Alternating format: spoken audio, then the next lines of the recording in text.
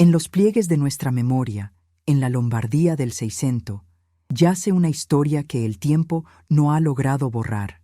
Es una crónica de muros altos, de votos forzados y de pasiones que ardieron tan intensamente que amenazaron con consumir el mismísimo orden del mundo. Para entenderla, debemos viajar a Milán, a una época donde el nombre de una familia era a la vez un privilegio y una condena. En el corazón de esta saga se encuentra una niña, Mariana de Leyva y Marino. Nació en 1575 bajo el signo de una de las estirpes más poderosas de la Lombardía española. Su sangre era un torrente de nobleza y poder, pero para una mujer, incluso de su alcurnia, el destino rara vez era un lienzo en blanco. Era más bien un camino estrecho, con apenas dos salidas posibles. El padre de Mariana, don Martino de Leyva, era un hombre de su tiempo, un noble con más ambición que fortuna, consciente de que cada miembro de su familia era una pieza en el gran tablero de ajedrez de la política y la herencia.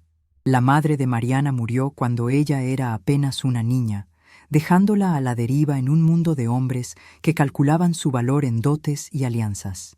Para las jóvenes de la aristocracia, el futuro se escribía en los salones de negociación familiar. Un matrimonio ventajoso podía unir reinos y fortunas, pero una dote era costosa, y para una familia con múltiples hijas o con un patrimonio que proteger, existía otra opción, una solución envuelta en el manto de la piedad, el convento. El claustro no era solo un refugio para las almas devotas, era, en la práctica, una herramienta de gestión patrimonial. Enviar a una hija a la vida monástica era infinitamente más económico que casarla. Se preservaba la fortuna familiar, se evitaba la dispersión de la herencia y a los ojos de la sociedad se realizaba un acto de suprema devoción. Para la joven Mariana, esta lógica implacable selló su destino. No hubo preguntas sobre su vocación, no se exploró el anhelo de su corazón. A la edad de 13 años, la decisión fue tomada por ella. Su vida no sería de bailes y cortejos, sino de maitines y vísperas. Su hogar no sería un palacio, sino una celda en el convento de Santa Margherita, en la cercana ciudad de Monza. Recordamos el día de su entrada como un funeral solemne para la vida que nunca tendría, el ritual de la tonsura, donde sus largos cabellos, símbolo de su feminidad y vanidad mundana, fueron cortados, el cambio de sus ricos vestidos de seda por el áspero sayal de la novicia. Cada gesto era una renuncia, cada oración una cadena invisible que la ataba a un futuro que no había elegido.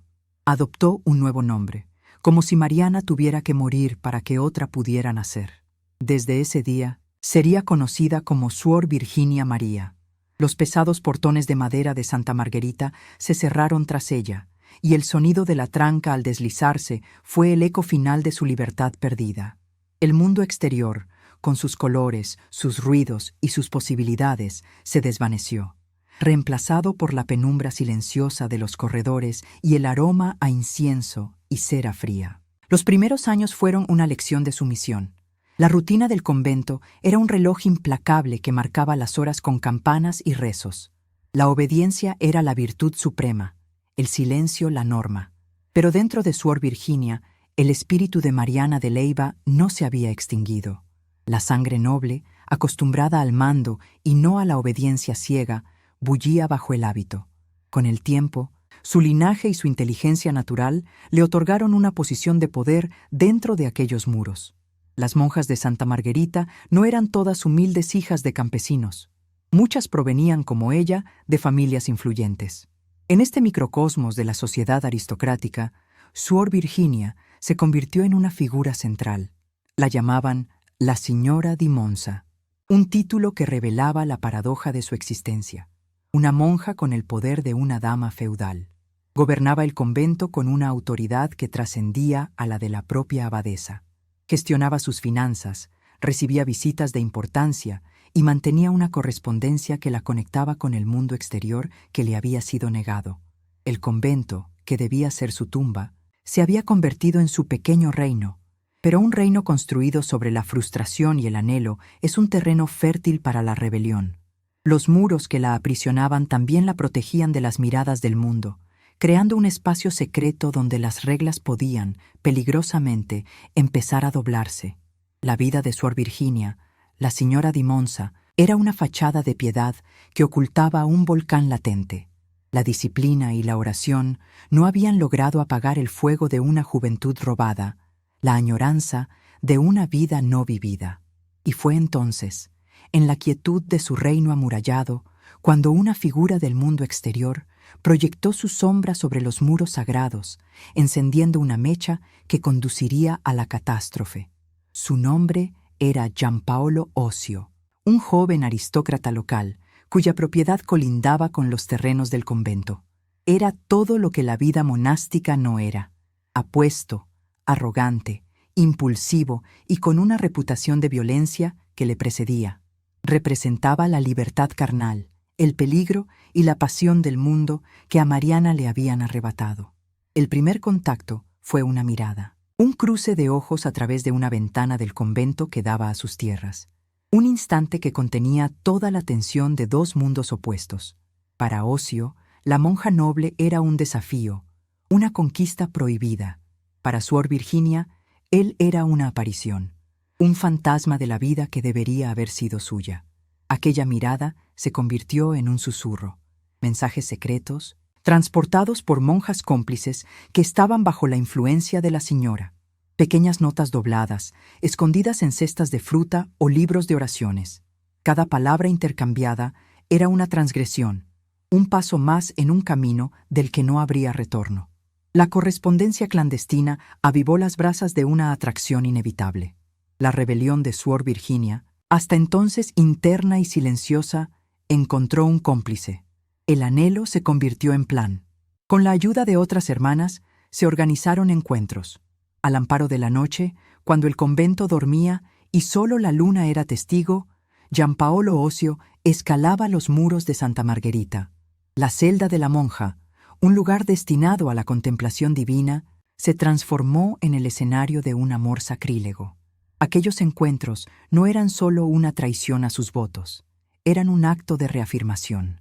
En los brazos de Osio no era Suor Virginia, la sierva de Dios, era Mariana, una mujer reclamando su cuerpo, su voluntad y su derecho a sentir. El convento, su prisión, se convirtió paradójicamente en el único lugar donde podía ser libre. Esta doble vida se volvió cada vez más compleja y peligrosa. La autoridad de la señora mantenía a la mayoría de las monjas en silencio, ya fuera por lealtad, por miedo o por complicidad en los pequeños lujos y libertades que ella permitía. Pero el secreto era una bestia frágil, y pronto dio un fruto imposible de ocultar. Suor Virginia quedó embarazada. El pánico se apoderó de la pareja. Un niño nacido en el convento sería la prueba irrefutable de su pecado, un escándalo que destruiría no solo sus vidas, sino el honor de sus familias y la reputación de la Iglesia. El niño, una niña a la que llamaron Alma Francesca, nació en secreto y fue sacado del convento para ser criado por allegados de Osio.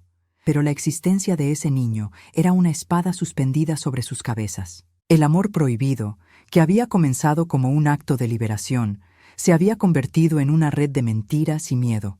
La pareja se volvió paranoica, viendo amenazas en cada susurro, en cada mirada inquisitiva. Y la amenaza no tardó en materializarse. Una de las monjas legas, una joven llamada Caterina, había sido utilizada como mensajera y vigía en los primeros días del romance. Pero con el tiempo, su conciencia o quizás su resentimiento comenzaron a pesarle. Sabía demasiado, conocía los encuentros, había oído los llantos del bebé, y un día amenazó con confesarlo todo. La amenaza de Caterina lo cambió todo. La confesión no solo significaría el fin de su amor, sino un castigo terrible para ambos. Osio, un hombre que resolvía sus problemas con la espada, no vio otra salida que el silencio eterno. La desesperación nubló el juicio de Suor Virginia. La idea de perderlo todo, de ser expuesta y humillada, era insoportable. Una noche, el plan se llevó a cabo. Osio, con la ayuda de Suor Virginia y otras monjas cómplices, confrontó a Caterina. Lo que siguió fue un acto de brutalidad desesperada. La joven monja fue asesinada dentro de los muros del convento. Su cuerpo fue arrojado desde una altura del muro exterior para simular un suicidio o un accidente. El silencio que cayó sobre Santa Margherita después de esa noche fue diferente. Ya no era el silencio de la piedad, sino el silencio pesado y denso de la culpa. Suor Virginia y Giampaolo Osio habían cruzado una línea de la que no había vuelta atrás. Habían manchado el suelo sagrado con sangre para proteger su secreto. Pero la sangre, como la verdad, tiene una forma de salir a la luz, sin importar cuán profundos sean los muros que la contengan. Un crimen cometido dentro de un convento no puede permanecer enterrado por mucho tiempo. Aunque los muros de Santa Margherita eran gruesos, no eran inmunes a los susurros. La repentina desaparición de la hermana Caterina, explicada torpemente como una huida o un accidente, no convenció a todos. Las familias de las monjas, la gente de Monza, comenzaron a hablar. Los rumores eran como una niebla que se filtraba bajo las puertas del claustro.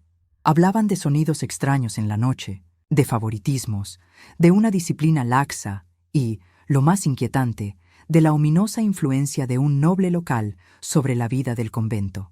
Estas historias, al principio vagas, fueron ganando fuerza y detalle hasta que se volvieron imposibles de ignorar. Las noticias llegaron finalmente a los oídos de la autoridad más poderosa de la región, el arzobispo de Milán, Federico Borromeo. Un hombre de profunda fe, pero también un reformador estricto y un administrador implacable. Borromeo veía la corrupción dentro de la Iglesia no solo como un pecado, sino como una amenaza a su propia autoridad y a la fe del pueblo. Los rumores sobre el convento de Monza eran una afrenta que no podía tolerar. Se ordenó una investigación oficial. Un grupo de vicarios y notarios eclesiásticos fue enviado a Santa Margherita con la tarea de descubrir la verdad. Su llegada marcó el principio del fin para el reino secreto de Suor Virginia. El ambiente dentro del convento se tornó irrespirable, cargado de miedo y sospecha. Las monjas fueron interrogadas una por una, en salas frías y austeras, bajo la mirada penetrante de los hombres del arzobispo. Al principio, el muro de silencio que la señora había construido se mantuvo firme. La lealtad, o más bien el miedo a su poder y al de Osio, sellaba sus labios. Negaron todo, repitiendo la historia oficial sobre la hermana Caterina. Pero la presión de los interrogadores era inmensa. Utilizaron la promesa del perdón divino y la amenaza de la excomunión. Y poco a poco, la frágil alianza del miedo comenzó a resquebrajarse. Una de las monjas más jóvenes, una de las cómplices atemorizadas, fue la primera en ceder. Con lágrimas y temblores, confesó una pequeña parte de la verdad. Esa primera grieta fue suficiente. Una vez que la verdad comenzó a salir, se convirtió en un torrente imparable. Las monjas, una tras otra, se traicionaron entre sí, tratando de salvarse a sí mismas. Cada confesión añadía una nueva capa de horror a la historia. Hablaron de la relación de Suor Virginia con Osio, de los regalos, de las fiestas secretas, de los hijos nacidos y ocultados, y finalmente confesaron el crimen. Describieron con detalles espeluznantes el asesinato de la hermana Caterina. Contaron cómo fue planeado, cómo fue ejecutado y cómo intentaron desesperadamente encubrirlo. El velo de santidad que cubría el convento de Santa Margherita fue arrancado, revelando una historia de lujuria, corrupción y asesinato. Suor Virginia fue aislada. La señora di Monza ya no existía. Ahora era simplemente una prisionera, acusada de los crímenes más graves que una religiosa podía cometer: romper sus votos, sacrilegio y complicidad en un asesinato. Fue sometida a intensos interrogatorios.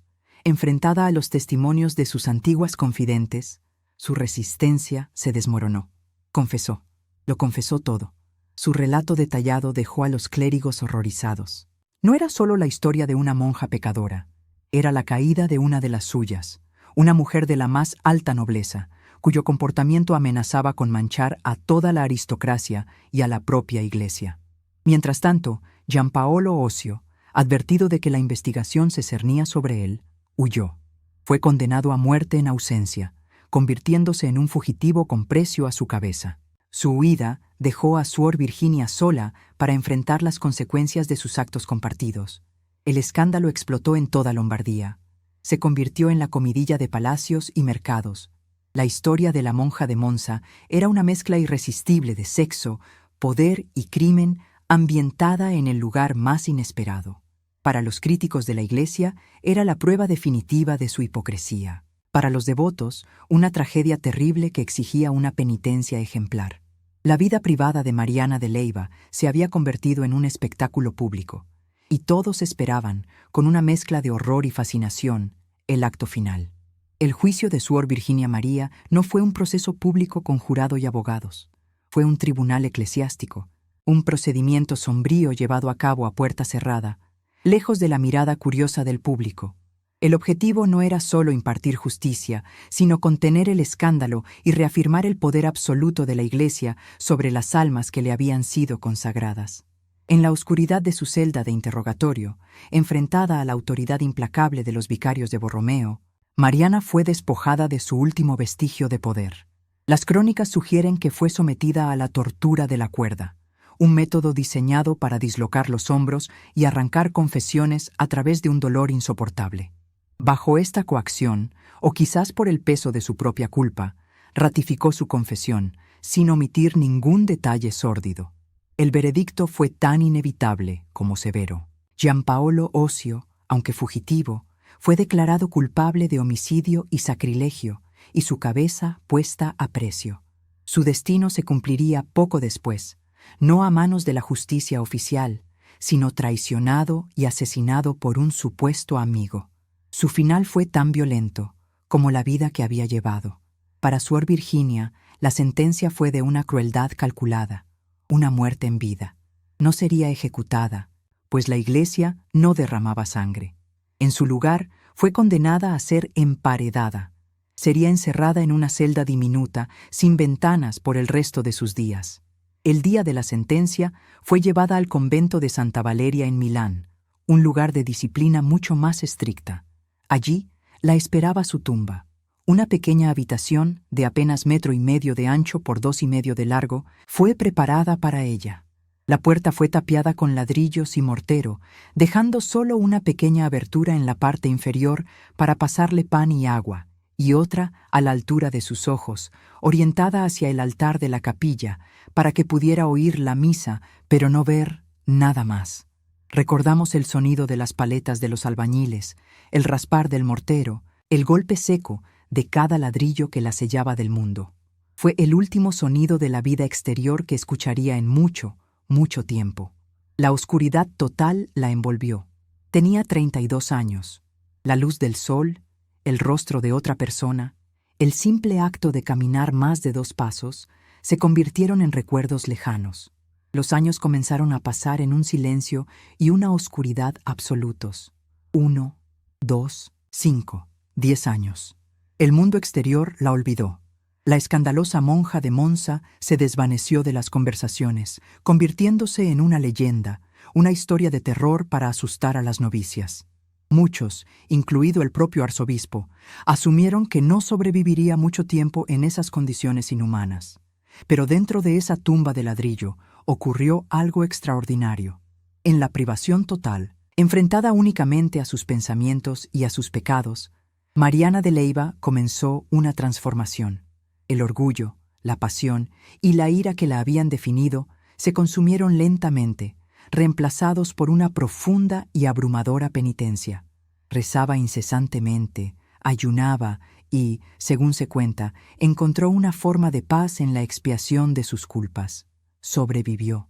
Después de 13 años, 4 meses y 5 días, el arzobispo Borromeo, asombrado de que siguiera con vida y quizás conmovido por los informes sobre su arrepentimiento, ordenó que se derribara el muro. La luz del sol hirió sus ojos cuando los ladrillos cayeron. La mujer que emergió de la oscuridad no era ni la orgullosa señora ni la apasionada amante. Era una figura esquelética, pálida, casi ciega, pero con una serenidad que desconcertó a todos. Mariana de Leyva vivió el resto de su vida en el convento de Santa Valeria. Se convirtió en un ejemplo de penitencia para las otras monjas. Escribía cartas de consejo espiritual a otras religiosas, advirtiéndoles contra el orgullo y la desobediencia que la habían llevado a su caída. Su historia, que había sido un símbolo de escándalo, se transformó en una parábola de redención. Murió en 1650 a la edad de 75 años, tras pasar más de 60 años tras los muros de un convento. Su vida sigue siendo para nosotros un eco complejo. Fue víctima de un sistema que le negó su libertad desde la cuna. Fue una criminal, cómplice de un asesinato brutal. Y fue, al final, una penitente que encontró algún tipo de salvación en las condiciones más extremas. La historia de la monja de Monza no es un simple cuento moral. Es un retrato crudo de las tensiones entre el individuo y la sociedad, entre el deseo y el deber, entre el pecado y la redención. Es la crónica de una vida que, al serle negada la elección, forjó un camino de transgresión que la llevó al abismo, y de alguna manera, a través de él. Y su recuerdo perdura, no como una advertencia, sino como un testimonio del inmenso y terrible coste de una vida no elegida. Para comprender cómo un lugar de oración pudo convertirse en el escenario de un crimen, debemos volver a caminar por los pasillos silenciosos del convento de Santa Margherita en Monza. Debemos sentir el frío de sus piedras y respirar el aire denso, cargado de incienso y de secretos no confesados. La historia de Mariana de Leyva, o Suor Virginia. María, como el mundo debía conocerla, no es una que estallara de la noche a la mañana. Fue, más bien, como una lenta y profunda grieta que se abre en un muro, imperceptible al principio, hasta que toda la estructura amenaza con derrumbarse. El convento, en aquellos años del 600, no era solo una casa de Dios. Era un reflejo del mundo exterior, con sus propias jerarquías, sus políticas y sus tensiones. Tras los votos de pobreza, castidad y obediencia, se escondían las mismas vanidades y ambiciones que en cualquier corte nobiliaria. Y en esta corte en miniatura, Suor Virginia era la reina indiscutible. Su título, la Señora di Monza, no era una simple formalidad, era el reconocimiento de un poder real, forjado a partir de su linaje, su inteligencia y una voluntad de hierro que el hábito no había logrado doblegar. Su rutina diaria era una estudiada representación de piedad. Asistía a los oficios, dirigía los coros y administraba las finanzas del convento con una eficacia que asombraba. Pero entre el rezo de las laudes y el de las vísperas existía otra vida. Su celda no era la de una monja humilde. Era un pequeño salón donde recibía a parientes, administradores y figuras influyentes. Se servían dulces prohibidos, se leían cartas que no hablaban de asuntos divinos y se tejían alianzas que mantenían a su familia, los de Leyva, conectados y poderosos. Las otras monjas orbitaban a su alrededor. Algunas, las de su misma clase social, eran sus damas de compañía, cómplices en esta flexibilización de la regla monástica. Disfrutaban de pequeños lujos, telas más finas para sus hábitos, porciones extra en el refectorio, permisos para recibir visitas. Todo gracias al favor de la señora. Otras, las de origen más humilde, las monjas legas, la servían con una mezcla de admiración y temor. Veían en ella a una protectora, pero también a una autoridad a la que era peligroso contradecir. Esta estructura de poder fue el primer factor, la condición necesaria para todo lo que vendría después. Suor Virginia no era una monja más entre iguales. Había recreado dentro de su prisión una versión del mundo que le habían quitado, un mundo donde ella dictaba las reglas. La obediencia que se le debía a la abadesa o a Dios, en la práctica, se le rendía a ella. Este control absoluto creó un entorno de silencio y complicidad, un ecosistema perfecto para que un secreto pudiera crecer sin ser descubierto. Y entonces apareció la figura que encendería la mecha. Giampaolo Osio no era un extraño que irrumpió por la fuerza. Era una presencia constante, casi parte del paisaje. Su casa señorial, un nido de intrigas y reputación dudosa, compartía un muro con el jardín del convento. Era el mundo profano rozando el sagrado, una tentación permanente a solo unos metros de distancia. Los sonidos de sus fiestas, los ladridos de sus perros de caza, el eco de su risa arrogante, todo se filtraba a través de las paredes, recordando a las reclusas la vida que les estaba vedada. Osio era conocido en toda Monza, un joven noble, atractivo a su manera ruda, pero con un temperamento violento y un desprecio absoluto por la autoridad. Ya tenía sangre en sus manos por disputas de honor, y su nombre se susurraba con una mezcla de miedo y fascinación. Para un hombre como él, acostumbrado a tomar lo que deseaba, los muros del convento no representaban un límite sagrado, sino un desafío. Y la mujer que gobernaba tras ellos, la famosa señora di Monza, era el premio más prohibido de todos. El primer signo, la primera señal ignorada, fue una mirada. No fue un encuentro casual en la ciudad, sino un cruce de ojos deliberado y sostenido a través de una de las ventanas del convento que daba a las propiedades de Ocio. Un acto minúsculo, pero cargado de intención. Para Mariana, encerrada en un mundo de mujeres y clérigos ancianos, la mirada de aquel hombre fue como un relámpago en la quietud de su vida. Era el reconocimiento de que, bajo el hábito, seguía siendo una mujer. Aquella mirada se convirtió en un saludo, el saludo en una sonrisa. Pronto, la distancia se hizo insoportable y la comunicación buscó un cauce. Aquí es donde la red de poder de Suor Virginia se volvió crucial. Dos de sus monjas de confianza, Suor Ottavia y Suor Benedetta, se convirtieron en las primeras cómplices, quizás por lealtad ciega, quizás por el deseo de vivir vicariamente una emoción prohibida o simplemente por miedo a negarle algo a la señora, aceptaron actuar como intermediarias. Comenzaron a intercambiarse cartas, pequeños trozos de papel doblados, ocultos en cestas de costura o dentro de hogazas de pan que se entregaban discretamente. Las palabras de Ocio eran audaces, apasionadas, llenas de las promesas del mundo exterior. Las de Mariana, al principio cautelosas, se fueron volviendo un torrente de anhelos reprimidos. La confesión de una vida de frustración.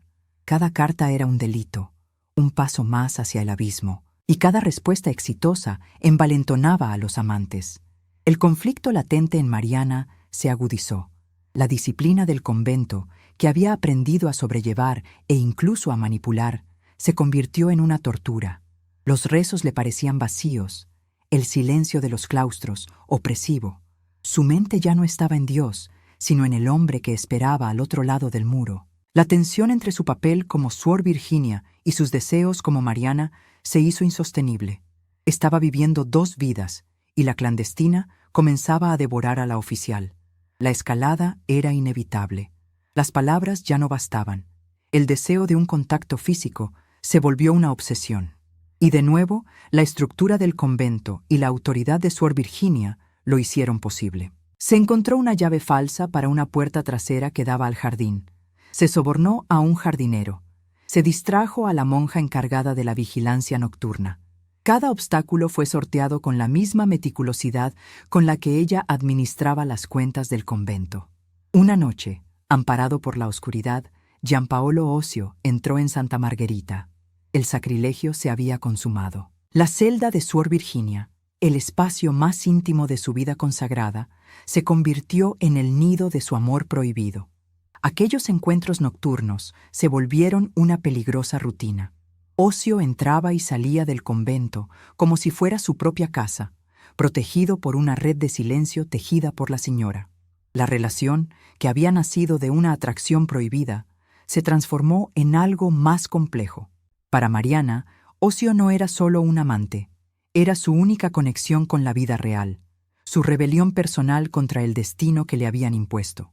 En sus brazos no era la monja, no era la hija de Martino de Leiva, era simplemente ella misma, por primera vez. Para Ocio, ella era más que una conquista. Su estatus y su inteligencia lo cautivaron, pero también se vio atrapado en la peligrosa red que habían creado. El comportamiento de Suor Virginia cambió. Se volvió más audaz, más descuidada.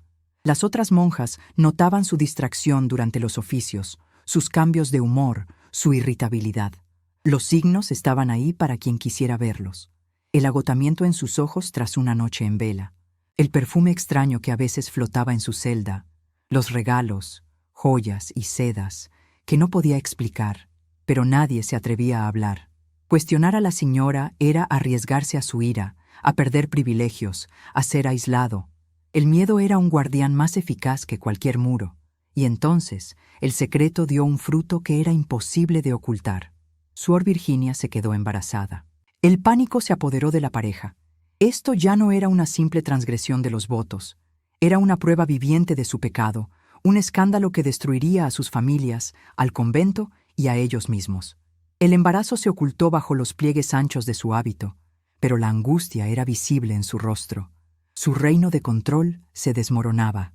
El nacimiento se produjo en el más absoluto secreto, asistida por sus cómplices más cercanas.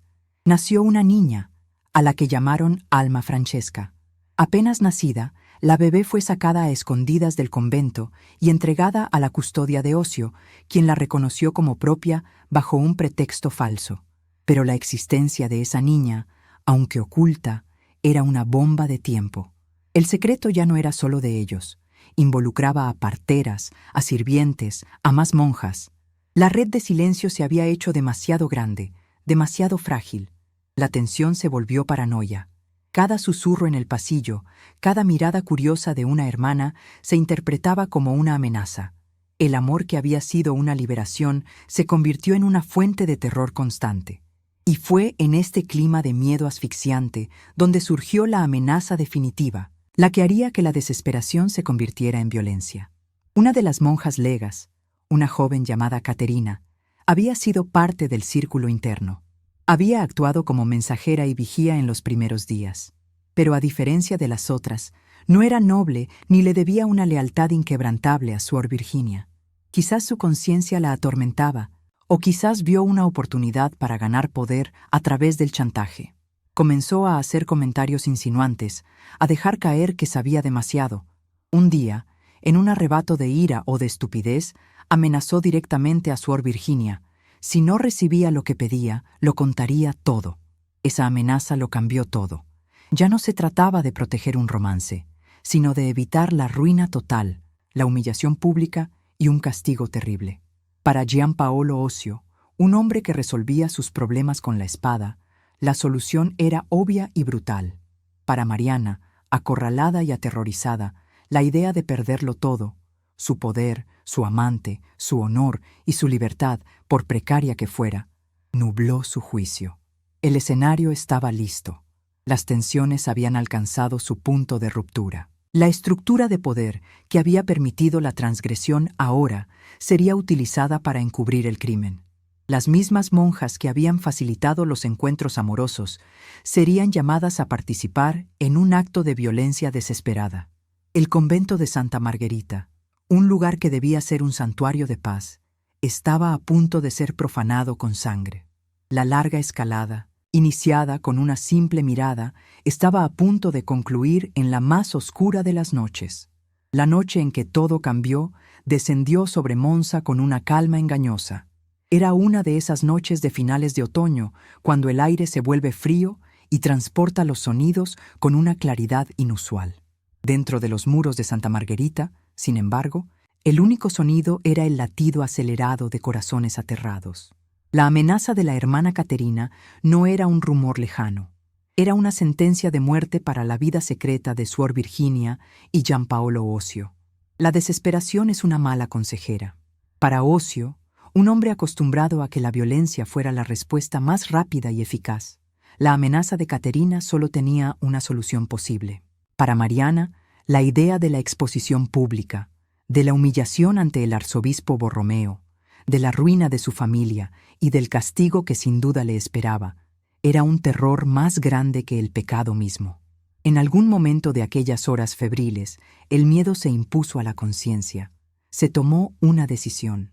No fue un acto de ira impulsiva, sino una acción premeditada, nacida del pánico. Los testimonios que saldrían a la luz meses después, extraídos entre lágrimas y temblores, nos permiten reconstruir los contornos de aquella noche.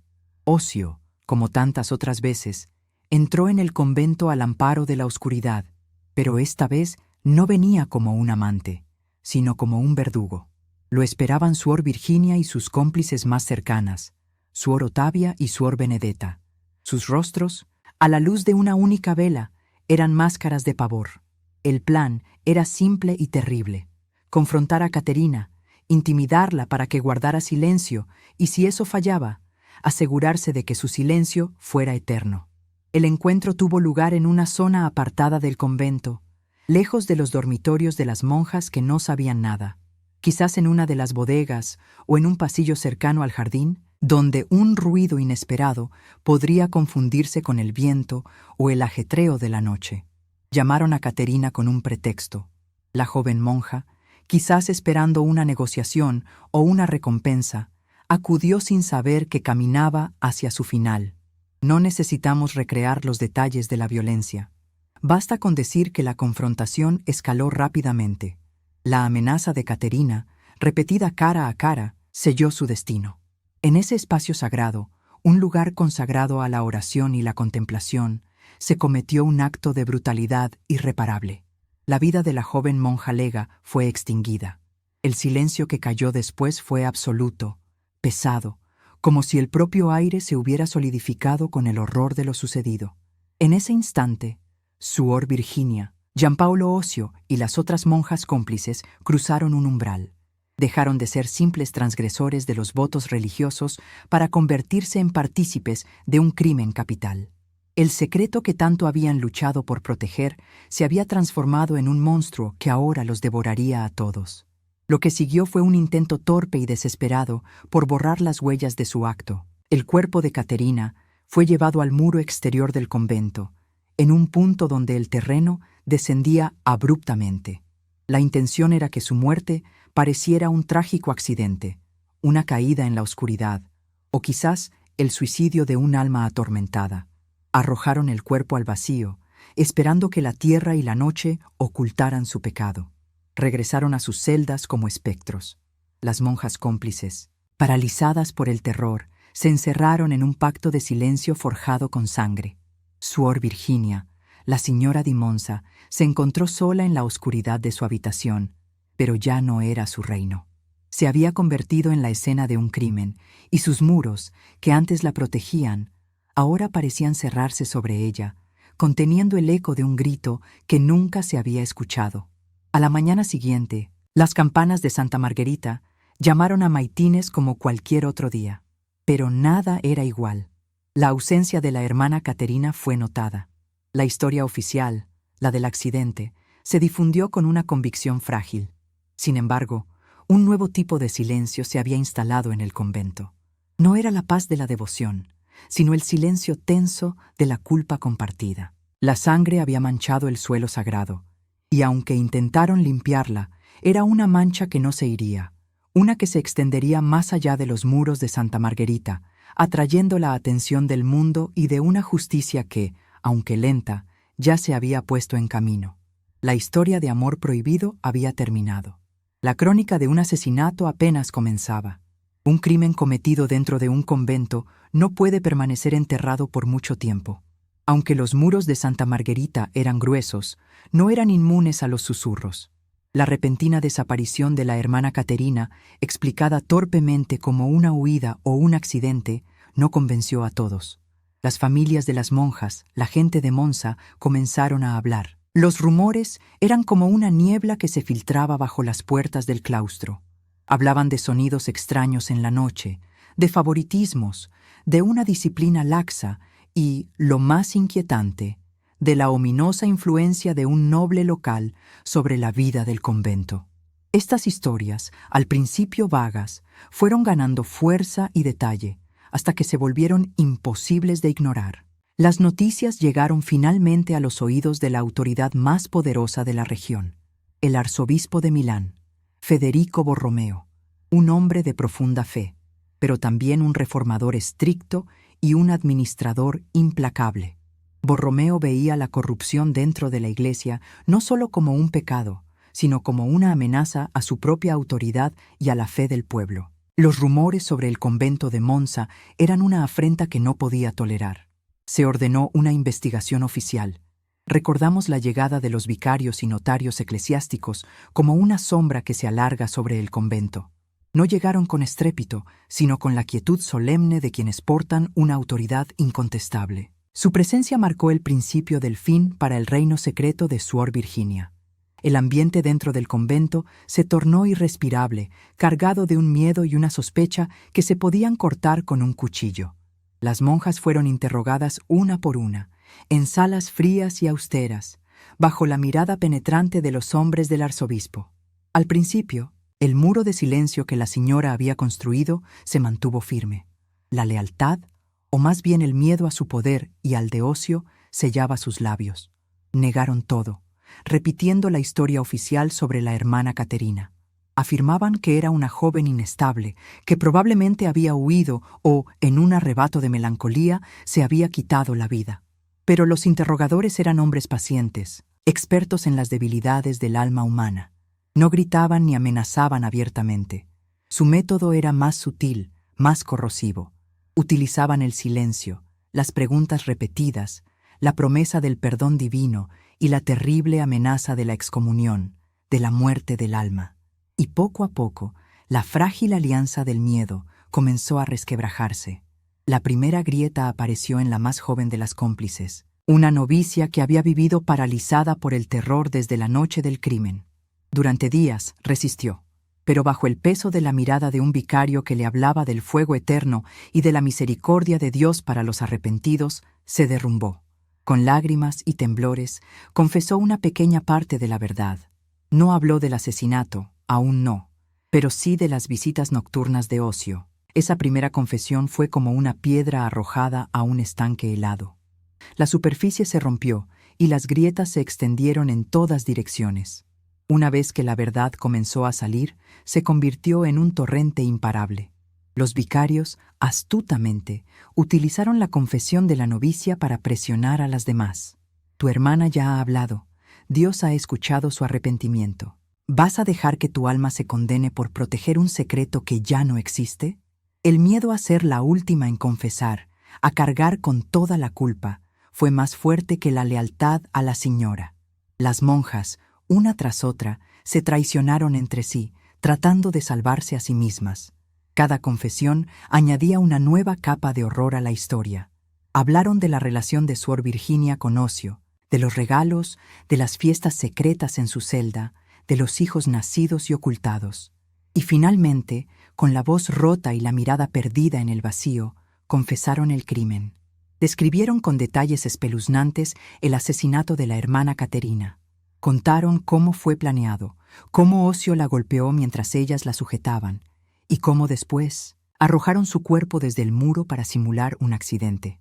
El velo de santidad que cubría el convento de Santa Margarita fue arrancado, revelando una historia de lujuria, corrupción y asesinato que superaba los peores rumores. Con estos testimonios en mano, los investigadores se centraron en la figura principal.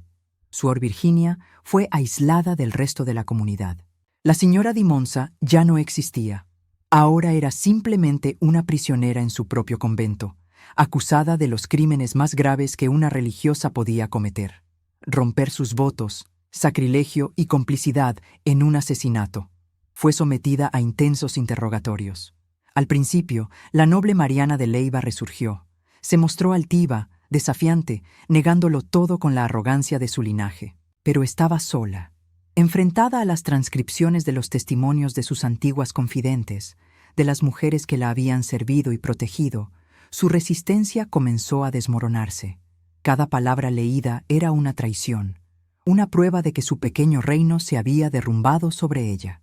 La crónica del juicio nos cuenta que, finalmente, confesó. Lo confesó todo. Su relato, frío y detallado, dejó a los clérigos horrorizados. No era solo la historia de una monja pecadora, era la caída de una de las suyas, una mujer de la más alta nobleza, cuyo comportamiento no solo manchaba a su familia, sino que amenazaba con arrojar una sombra de duda sobre toda la aristocracia y la propia Iglesia. Era un escándalo de proporciones inimaginables. Mientras tanto, Giampaolo Ocio, advertido por amigos o espías de que la investigación se cernía sobre él, no esperó a la justicia. Huyó, desapareció de Monza, convirtiéndose en un fugitivo, un fantasma perseguido por la ley. Fue condenado a muerte en ausencia, su retrato distribuido por toda Lombardía, su cabeza puesta a precio. Su huida dejó a Suor Virginia sola para enfrentar las consecuencias de sus actos compartidos. El escándalo explotó. La noticia se extendió como la pólvora, primero por Milán y luego por toda Italia. La historia de La monja de Monza se convirtió en la comidilla de palacios y mercados. Era una mezcla irresistible de sexo, poder, sangre y sacrilegio, ambientada en el lugar más inesperado. Los impresores publicaban panfletos no autorizados, llenos de detalles sensacionalistas, algunos ciertos, otros inventados. Para los críticos de la Iglesia, era la prueba definitiva de su hipocresía, de la corrupción que se escondía tras los muros de los conventos, especialmente aquellos que albergaban a las hijas no deseadas de la nobleza. Para los devotos era una tragedia terrible, una historia de posesión demoníaca que exigía una penitencia ejemplar para purificar a la comunidad. La familia de Leyva, una de las más orgullosas de Lombardía, se vio sumida en la vergüenza. Intentaron usar su influencia para mitigar el escándalo, para silenciar las crónicas, pero era demasiado tarde. El nombre de Mariana se había convertido en sinónimo de pecado.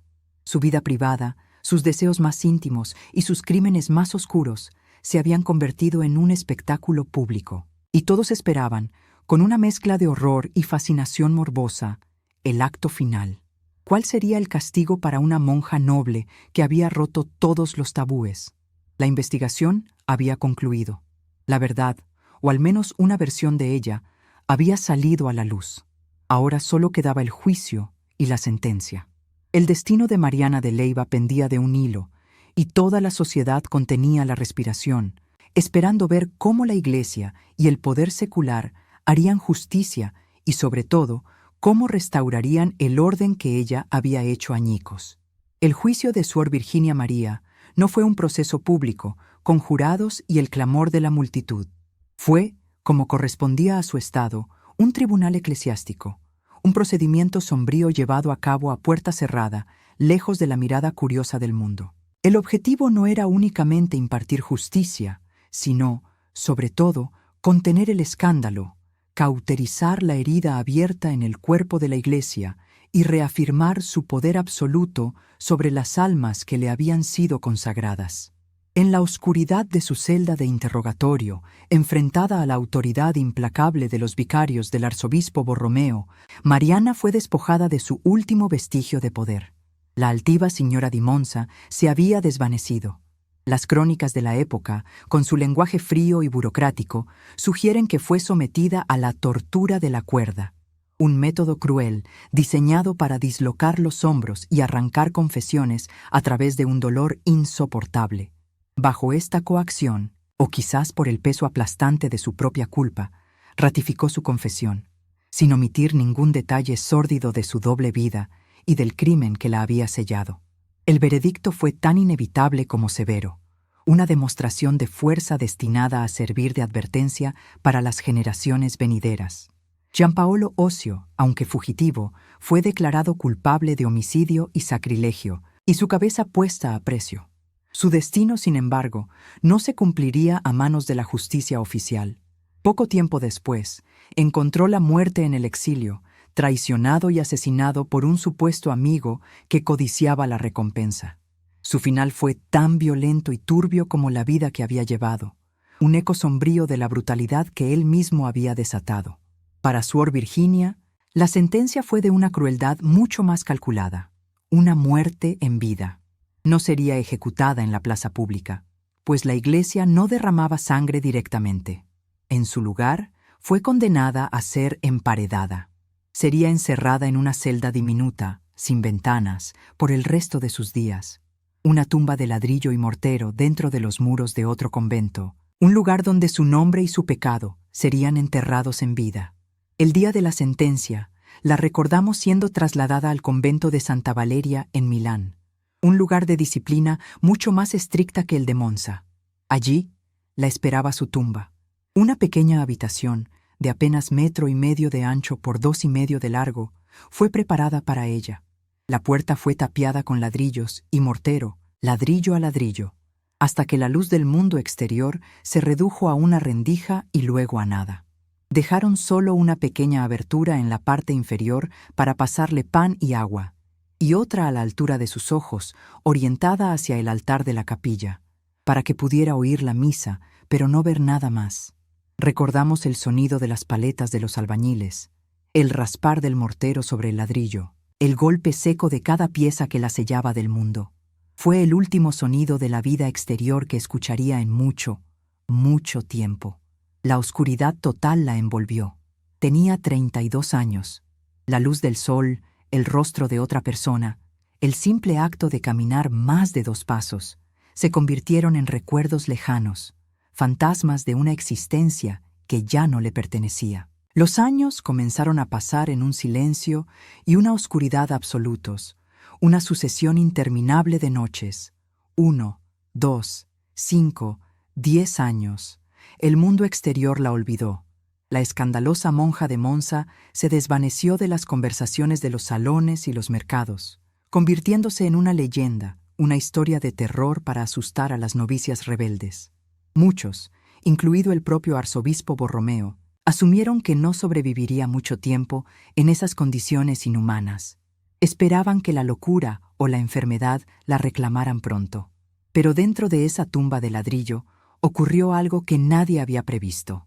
En la privación total, enfrentada únicamente a sus pensamientos, a sus pecados y a la presencia de un Dios al que había traicionado, Mariana de Leyva comenzó una profunda y dolorosa transformación. El orgullo de los de Leyva, la pasión que la había consumido, la ira y el miedo que la llevaron al crimen, todo se fue consumiendo lentamente en el crisol de la penitencia. Rezaba incesantemente, ayunaba hasta el límite de sus fuerzas y, según se cuenta, encontró en la expiación de sus culpas una forma de paz que nunca había conocido en su pequeño reino de Monza. Sobrevivió. Después de 13 años, 4 meses y 5 días de oscuridad ininterrumpida, el arzobispo Borromeo, asombrado de que siguiera con vida y quizás conmovido por los informes sobre su sincero y profundo arrepentimiento, ordenó que se derribara el muro. La luz del sol, al entrar de golpe en la celda, debió de ser como un cuchillo en sus ojos. Cuando los ladrillos cayeron, la mujer que emergió de la oscuridad no era ni la orgullosa señora ni la apasionada amante de ocio. Era una figura esquelética, de una palidez casi translúcida, con los ojos casi ciegos por la falta de uso, pero con una serenidad en el rostro que desconcertó a todos los presentes. Mariana de Leyva vivió el resto de sus días en el convento de Santa Valeria. Su celda ya no estaba tapiada, pero nunca más abandonó el claustro. Se convirtió en un ejemplo viviente de penitencia para las otras monjas, un espectro del pasado que caminaba silenciosamente por los pasillos. Pasaba sus horas en oración y escribiendo cartas de consejo espiritual a otras religiosas, advirtiéndoles contra el orgullo y la desobediencia, los mismos pecados que la habían llevado a su caída. Su historia, que había sido un símbolo de escándalo, fue hábilmente transformada por la Iglesia en una parábola de redención. Murió en 1650, a la edad de 75 años, tras pasar más de 60 años tras los muros de un convento. Su vida sigue siendo para nosotros un eco complejo y perturbador. Fue, sin duda, una víctima de un sistema social y familiar que le negó su libertad desde la cuna, que la utilizó como una pieza en un juego de herencias. Fue una criminal, cómplice de un asesinato brutal para proteger su secreto. Y fue, al final, una penitente que encontró algún tipo de salvación en las condiciones más extremas de sufrimiento. Pero en el recuento de su vida, no podemos olvidar a los otros. No podemos olvidar a Caterina, la joven monja lega cuya vida fue el precio de aquel amor prohibido. Su historia rara vez se cuenta, su rostro se ha perdido en el tiempo, pero su muerte es el corazón oscuro de esta tragedia, un recordatorio del coste humano real de las pasiones y los miedos de otros. Y tampoco podemos olvidar a Alma Francesca, la niña nacida en secreto, cuya vida entera estuvo marcada por el escándalo de su origen, una existencia anónima y silenciosa a la sombra de los pecados de sus padres. La historia de la monja de Monza no es un simple cuento moral sobre el bien y el mal. Es un retrato crudo y doloroso de las tensiones irreconciliables entre el individuo y la sociedad, entre el deseo y el deber, entre el pecado y una redención comprada a un precio terrible. Nos obliga a mirar las vidas que se confinaban tras los muros de los conventos, no siempre por vocación, sino por conveniencia familiar. y nos muestra las consecuencias devastadoras que podían surgir cuando una voluntad humana es suprimida de una forma tan absoluta. Y así, su recuerdo perdura entre nosotros, no como una advertencia simplista, sino como un testimonio complejo y eterno, un testimonio del inmenso, terrible y profundo coste de una vida no elegida.